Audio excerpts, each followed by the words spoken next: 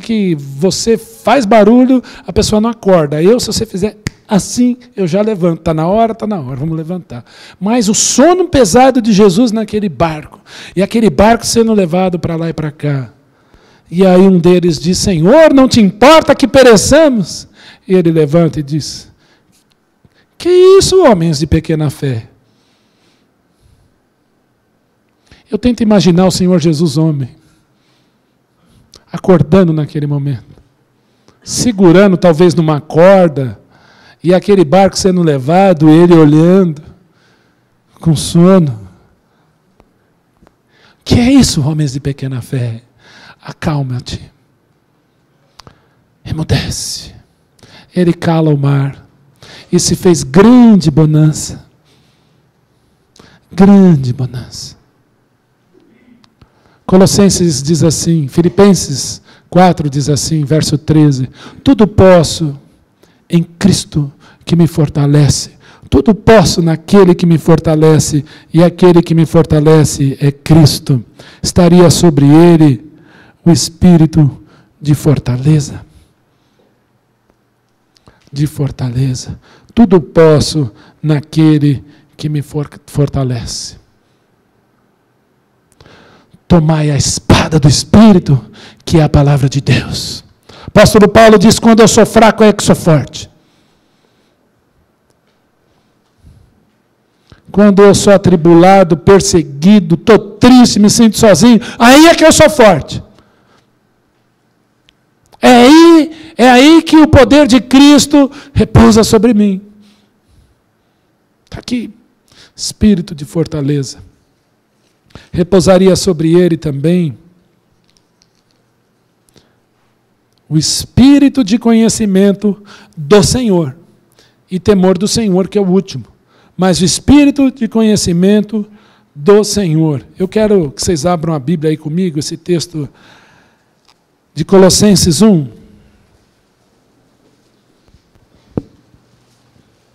Espírito do conhecimento.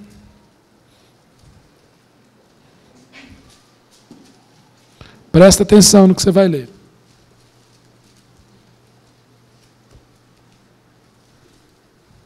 Colossenses 1:9. É uma oração de Paulo pelos colossenses. É um texto que já foi lido muito aqui. Já foi tema de escola dominical, estudo nos lares. Colossenses 1:9. Por esta razão, também nós, desde o dia em que o ouvimos, não cessamos de orar por vós e de pedir que transbordeis de pleno conhecimento da sua vontade em toda sabedoria e entendimento espiritual. Qual é o desejo de Paulo para a igreja em Colosso? Olha, irmãos, é que vocês transbordem em pleno conhecimento da vontade do Senhor, em toda sabedoria e entendimento espiritual. Para qual motivo? A fim de viver de modo digno do Senhor para o seu inteiro agrado. A grande briga do crente é quem eu quero agradar. Ou eu vou agradar a mim mesmo, ou eu vou agradar o meu Senhor. Ou eu vou agradar a mim mesmo, ou eu vou agradar o meu Senhor. Há um pastor que nós queremos trazer aqui, no aniversário da igreja ano que vem, se Deus permitir, ele virá. Ele disse o seguinte: o pior inimigo do crente chama-se eu mesmo. Post da semana no Facebook, que muitas vezes você usa para pensar alto. Vê o que os pastores estão postando ali. O pior inimigo do crente é você. O pior inimigo da sua vida cristã é você mesmo. O pior inimigo do Ion é o Ion mesmo. E a Bíblia diz aí, para que você o conheça, transborde de pleno conhecimento, a fim de viver de modo digno do Senhor, para o seu inteiro agrado. Sabe por quê? Frutificando em toda boa obra e crescendo de novo no pleno conhecimento de Deus. Você já viu que isso aí é um ciclo? Você transborda no pleno conhecimento de Deus, para descobrir a vontade de Deus, a sabedoria de Deus, ter entendimento espiritual, para que você viva de modo de inteiro agrado do Senhor, para que você frutifique em toda boa obra. Qual é o resultado disso? Conhecer o Senhor de novo. É um ciclo. Quanto mais você conhece o Senhor, presta atenção, mais você é sábio, mais você tem entendimento espiritual, mais você agrada ao Senhor, mais você dá frutos, mais você o conhece. Sabe como chama isso? Exercício. O Senhor permite que você o conheça, para que você o exercite, para que você o conheça de novo. Que bênção! Repousaria sobre ele o espírito de conhecimento do Senhor. Jesus Cristo disse: ninguém conhece o Pai senão o Filho, e ninguém conhece o Filho senão o Pai. E aquele a quem ele quiser revelar. Conhece Jesus? Tem conhecimento do Senhor? Entende que tudo está interligado? Mas repousaria sobre ele o espírito do temor ou de temor do Senhor. O que é temor? A Bíblia diz que o temor ao Senhor é o princípio da sabedoria. Temer não é ter medo, mas é você saber quem Ele é.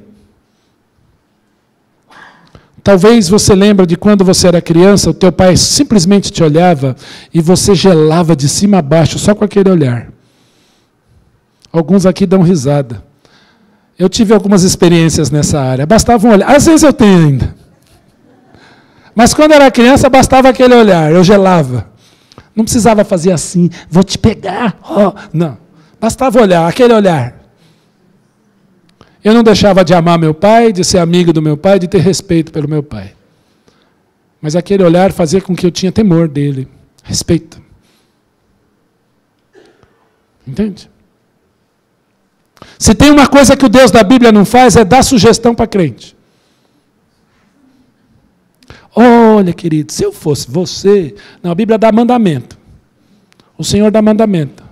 Não mate, não roube. Ameis uns aos outros assim como eu vos amei.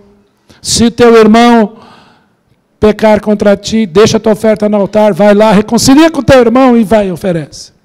O Senhor não dá sugestão. Ele dá mandamento. Ele dá ordem. E dá conselho também. E é conselho de um pai amoroso. Agora eu fico pensando, será que quando Deus aconselha, o conselho dele é para eu pensar se eu devo fazer ou não?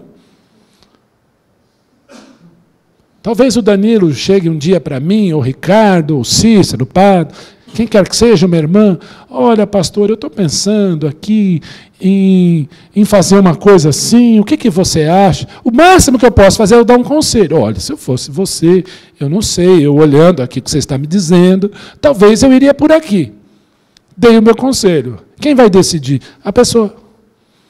Agora, Deus não faz assim. Os conselhos que Ele dá na Bíblia são conselhos para você seguir.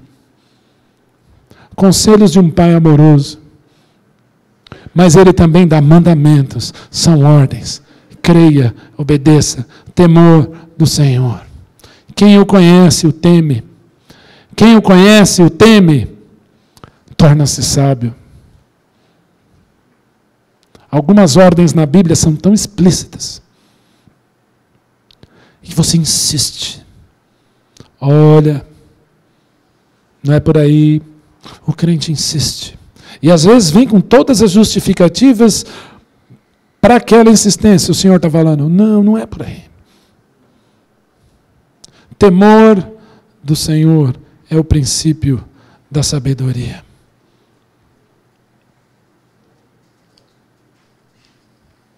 E quando nós lemos todo esse texto, nós entendemos a maneira do Espírito Santo de Deus operar no Antigo Testamento. Inclusive no Senhor Jesus. Isaías 61 vai dizer, o Espírito do Senhor está sobre mim, porque o Senhor me ungiu a pregar boas novas aos quebrantados, e enviou-me a curar os quebrantados de coração, a pôr em liberdade os algemados, a consolar os que choram, e aí vai, Jesus Cristo diz que tudo isso se cumpriu nele. Nenhum crente do Antigo Testamento é a habitação do Espírito Santo. O Senhor Jesus, quando se faz homem, até a cruz, ele age como qualquer homem do Antigo Testamento, na dependência da ação do Espírito Santo de Deus sobre ele, submissão total ao Pai, submissão total à ação do Espírito Santo na vida dele. Ele se fez homem. Mas ele vai dizer acerca do Espírito Santo: ele me glorificará, porque há de falar o que é meu, e vos fará lembrar de todas as palavras que eu vos tenho dito. Isso está no Evangelho de João. Leia do capítulo 14 até o capítulo 16. É Jesus que vai falar para os discípulos: recebei o Espírito Santo, e aguarde para que do alto sejais revestidos de poder. E quando em Atos capítulo 2 eles recebem o Espírito Santo de Deus, como nunca antes na história, eles passam a pregar em outras línguas e cada um entende as grandezas de Deus na sua própria língua. E havia entre eles singeleza de coração, havia entre eles alegria, havia entre eles uma vida de oração, uma vida de partir o pão de casa em casa. E o mais, eles eram admirados e contavam com a simpatia de todos. Hoje em dia você fala que é crente, a pessoa te aponta e ri e te chama de ladrão e antiético. Porque estamos muito longe da ação do Espírito Santo de Deus em Atos capítulo 2. Mas muito longe. Eu sempre me pergunto por que 1 Coríntios 13 está inserido entre 1 Coríntios 12 e 1 Coríntios 14, quando fala do dom de línguas e do dom de profecias. Bem no meio tem o amor como dom supremo. Porque o crente não sabe amar mais. Porque a Bíblia diz que o amor se esfriará de quase todos. Um crente cheio de Espírito Santo é um crente que ama, incondicionalmente ama como o Senhor Jesus amou. Sabe por quê? Sabe quem levou o Senhor Jesus Cristo para a cruz? O Pai o entregou, o Filho se entregou. Mas Hebreus 9,14 diz que pelo Espírito Eterno ele foi para a cruz. O Espírito Santo do Senhor, que é tão falado aqui em Isaías 11, 2, sobre a pessoa do Senhor Jesus Cristo, para que Jesus agisse. Glorifica a obra, a cruz de Cristo na vida do crente. Um crente cheio de Espírito Santo, ele é Jesus o tempo inteiro. Fala-se muito em avivamento. Senhor, aviva a tua igreja. Senhor, que a tua igreja seja missionária, que a tua igreja vá para a rua, que a tua igreja seja cheia do Espírito Santo. Amém. É isso que eu quero para a PBI. Vamos evidenciar Cristo na vida dos nossos irmãos. A começar em mim. A começar em mim. Vamos evidenciar Cristo na vida do meu irmão, na vida da minha irmã, na vida daqueles que estão lá fora morrendo sem Jesus. Amém. Se você concorda. Uma igreja cheia de Espírito Santo é uma igreja que evidencia Cristo. Uma igreja pronta para amar. E se você continuar lendo o texto, vai falar que o Senhor Jesus Cristo, com o sopro da sua boca, matará o perverso. Há de julgar as nações com seu cetro de ferro, porque ele é rei. Vai estabelecer paz como nunca houve. Tem gente que não entende que isso aqui é literal, é simbólico. Não, eu entendo do jeito que está aqui. Há de se estabelecer nesse mundo um reino de justiça até entre os animais, porque o mundo há de saber quem é o Senhor Jesus Cristo aqui. E nos céus também. No céu, na terra, embaixo da terra. Porque o Senhor Jesus nunca reinou, e Ele diz: eu reinarei sobre vós.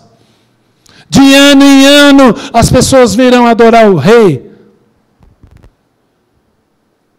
Nos anos 80, nos anos 90, finalzinho dos anos 80, começo dos anos 90, a Jocum estabeleceu a sua base aqui em São Paulo, e a nossa igreja recebeu a Jocum aqui em 90, 91. O pessoal veio de Belo Horizonte e hoje já estão aqui há muitos anos.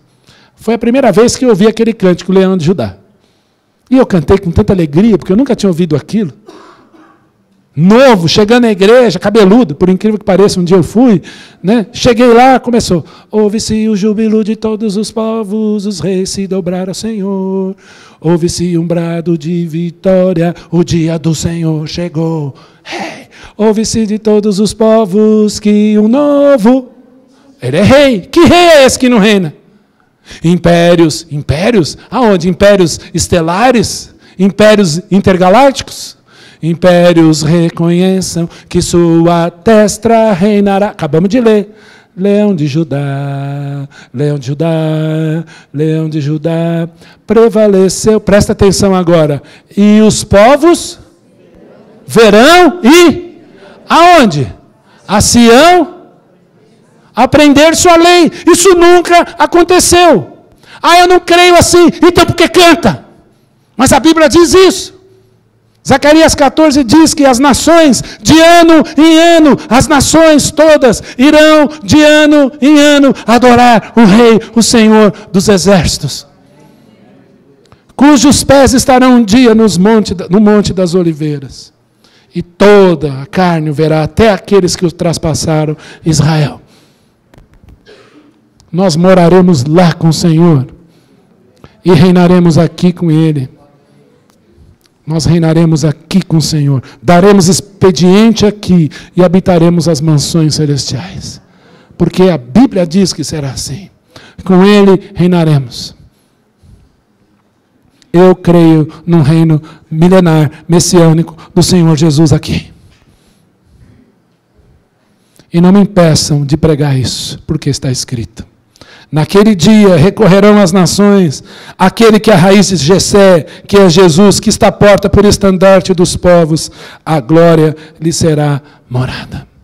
Você crê? Você crê que este é Jesus? Você crê que Jesus um dia agiu na dependência do Espírito Santo sobre ele, porque como homem tinha que ser assim? E porque ele morreu, ele ressuscitou. Ele pode agora dar do seu Espírito a todo aquele que nele crê, distribuindo os dons como lhe apraz, para que você o glorifique, para que você glorifique a obra da cruz. Esse é Jesus, a Ele toda a glória. Se você é um crente cheio do Espírito Santo de Deus, ou deseja ser, o primeiro sinal será Cristo pleno, abundante nos seus lábios, na sua fronte, no seu olhar. E todos em volta saberão que você é dele. Amém. Deus te abençoe. Vamos louvar o Senhor.